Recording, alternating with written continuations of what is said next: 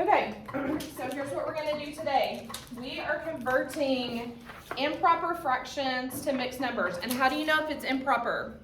Say it. The top number is bigger than the bottom number, so we got to fix it. And what do you know about a mixed fraction? If you hear mixed fraction, what do you think that means, Colin? It has A whole number. A whole number plus what? Plus a fraction. It can't just be a whole number, and it can't just be a fraction. It's got to be a whole number and a fraction. So that's exactly what the directions say. Converting improper fractions to mixed numbers. So on number 1, it's 69 over 9. So on your scrap paper, I want you to put 69 under the hood, and I want you to divide by 9. So you got to get as close as you can to 69 by counting by 9s without going over. So let's see, what's 9 times 5? 45. What do you think about 45? I needed 69. What do you think about that? Too low. Too low. What about 9 times 6? 54. 54. Ooh, we're getting closer, but I still think we can get even closer. What's 9 times 7? 63. Ooh, I like that. Let's try one more. What would 9 times 8 get you? 72. What do you know about 72? It's too high, so it can only go in there 7 times. And look where I'm putting my 7 over the 9. Okay, you do that too. And 9 times 7 is 63. And now let's subtract. So 9 minus 3. Count from 3 up to 9. 3, 4, 5, 6, 7, 8, 9. What'd you get? 6. Now remember, 6 is your numerator, and this number right here becomes your denominator. Now you've got to decide, I don't know if I like my answer or not. Do you like my answer? Yeah. No. You shouldn't, because tell me something that can go in both 6 and 9. 3. So if I'm a 3 and I dive into 6, how many times can 3 dive into 6? 2. That's actually going to be your new top number. And if I'm a 3, how many times can I dive into 9? 3. So there, I'm just going to mark that 6 times out. There's your answer to number 1, is 7 2/3.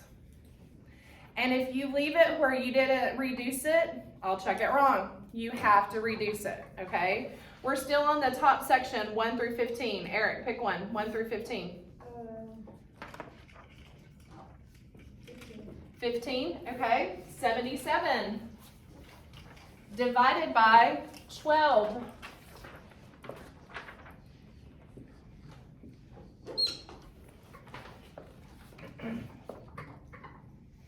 Well, if you don't know your 12s, which I guess that's okay, it would be a lot easier if you did, then I'm going to say you need to come over to the side and write some 12s. So let's start with 5, okay? So over to the side, I want you to write 12 times 5, just like this. Let's see if we can get close. Do what I just said. 5 times 2 is 10, carry a 1. And 5 times 1 is 5, plus 1 more is 6. Okay, I needed 77, I got 60. Somebody give me a suggestion. What do you think I should do? One more. One more, so here we go. 12 times 6. Well, what's 6 times 2 gonna get me? 12, carry a 1. What's 6 times 1 gonna get me? 6. Plus 1 more is gonna get me 7. What do you think about that? Good. It's really good. I think if I go higher, I'm gonna be over. So I'm gonna put my 6 right there on the second 7, not the first 7, because it's not going into 7, it's going into 77. And 12 times 6 is 72. So far, your paper should look just like mine. Now let's subtract. 7, go back 2 from 7. What are you gonna get? 5. 5's gonna be your new numerator, and this number right here, the divisor, is gonna be your new denominator. Now let's see if we can reduce that. When you think of 12, what do you think of? What times what? 3. 3 times 4. Let's try 3. Is 3 ever gonna be able to go into 5? No. Is 4 ever gonna be able to go into 5? No. That didn't work. What else can multiply together to get you 12? Say it. 2 times 6. 2 times 6. Is 2 gonna be able to go into 5? No. Is 6 going to be able to go into 5? No, so I'm done. That's your final answer to number 15. 6 and 5/12. Turn the page over now and it's the same exact thing at the top, okay? It's the same exact thing. So let's pick one, Jake Lee, on the back page. Which one do you want to do? Number 8. Let's see, what does number 8 say? 51 fifths, is that the one we're on? Okay, 51 goes under the hood. We're gonna divide by 5. Well, 5 times something that gets me really close to 51. What are you thinking, Lainey?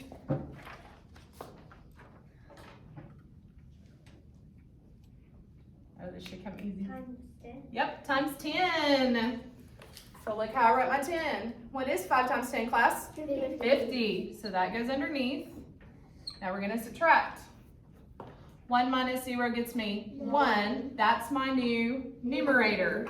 And this number right here is my denominator. And that cannot be reduced. So that's your final answer. 10 and 1/5. That's easy. I think it's easy peasy, lemon squeezy. When I got it wrong in math, Yeah, but it's only easy if you know your multiplication facts, to be honest. If you don't, you're gonna be like, oh shoot, I should have learned those. Colin, pick one at the top, 1 through 15. 10. 10. 10 says 36/7. So I'm gonna divide the top number divided by the bottom number. Aren't you writing this? The top number divided by the bottom number. So let's see. 7 times something that's really close to 36. Brooklyn, what are you thinking? 7 times 5? I agree. And look where I'm putting the 5 over the 6. Now, why did you say 7 times 5, Brooklyn? What is that? You're exactly right. It's 35. Gosh, that's really close. By 1 again. By 1. So 1 is going to be my remainder. And 1's going to be my numerator. And the 7 right here is going to be my denominator. And that can't be reduced. So there's your final answer, 5 1/7. Okay, do you think you can do the tops? Yeah, I think so too. Okay, stay on the same page. Now let's go to the bottoms, okay? Now what kind of fractions are they giving you down here at the bottom? They're giving you mixed numbers, and what are they wanting you to change them back to? Improper. So it's like we're going backwards now. So, on your scrap paper, we're gonna start on number 1, and I want you to write on your scrap paper a pretty big 8. A pretty big 8. And a medium-sized 1 and a medium-sized 5. So far your paper should look just like mine. That both 1 and 5 fit into 8. What? That 5 and 1 are the same size as 8. That's half of the 8? Yeah, that's what it's supposed to do. Okay, from the 5 to the 8, I want you to draw a line just like this.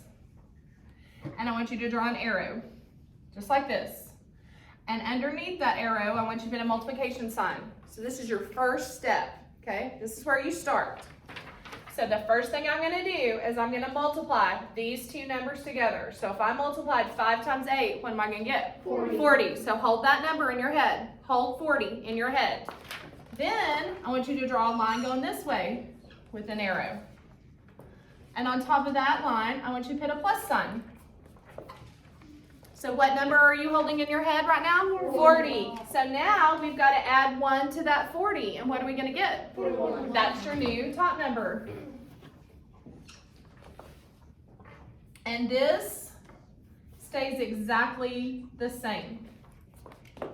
41/5. That's your answer. Write that for number 1. It's that easy. Okay, now after you write that, I want you to put your pencil down. I want you to look up here. You're gonna start right here on the denominator. Start shaking your head. You're gonna multiply it times the big whole number, and you're gonna get a number, and you're gonna hold that number in your head, okay? So we were holding 40 in our head. Then you're gonna add 1 to it, and voila, that's how I got 41. Is everybody tracking with me on that? And the denominator stays exactly the same, okay? So that's how I got 41/5 for number 1. Kiara, pick another one. We're at the bottom. Number 8, 6 1/2. I'll write it. Y'all can do it with me. I'll write it. Y'all just watch me. I'll write it, and y'all can do it with me. I'm gonna multiply these two together. What number am I gonna get? 12. Hold that number in your head. Hold 12. Then I'm gonna add that to it. What am I gonna get now? 13. There's my new top number. And this 2 stays exactly the same. So there's your answer, 13 over 2. This is my question. Since on athletics I never saw it. This was on athletics. Would you reduce it? You don't reduce. Okay, that's a good question. So down here at the bottom, you can even write over here by the directions, don't reduce. Don't reduce. Because I never saw something to reduce. I know, we've never done this before. That's why I wanted to do this. What? Will there ever be a whole number? Yeah? No. No. No, there won't. Okay, pick another one. Cooper, down at the bottom. 6. 6. I'll write it on the board and y'all can help me. 4 2/3. So the first thing I'm going to do, is everybody watch it? The first thing I'm going to do is multiply these together. And what am I going to get when I multiply 3 times 4? 12. Hold that number in your head. Don't forget it. Then I'm going to add that to 12 and I'm going to get 14. There's my new top number. And this number right here stays exactly the same, 14 over 3. That's pretty easy, don't you think? Yeah, it's pretty easy. Okay, turn back to the other page. What? 7 and 8. Yeah, I know. Surprise. Okay, now we're on the bottom. And number 1 says 9 2/7. Are you tracking with me? That's where I'm at. Okay. So Bentley, pick which one you want to do on the bottom. 14, 2 1/4. All eyes watching me. We're gonna multiply first, and when we multiply 4 times 2, we're gonna get 8. When we add 1 to 8, we're gonna get 9 over 4. There's your answer, 9/4. Okay, I'll do one more, and then you're on your own. Pick one. Number 1. Do number 1, 9 2/7. 9 2/7. Okay, is everybody watching? Gonna multiply. When I multiply 7 times 9, I'm gonna get 63. Hold that number in your head. I gotta add 2 to it. So 63 plus 2 would get me 65 over 7. There's your answer. Okay, so this is how this works. Some kids last hour got finished already. I was nice to you and said that it's not due until Friday, just in case it takes you a little bit longer, but I think you'll get at least the front done today, okay? So here's the deal. Like we had another worksheet similar to this.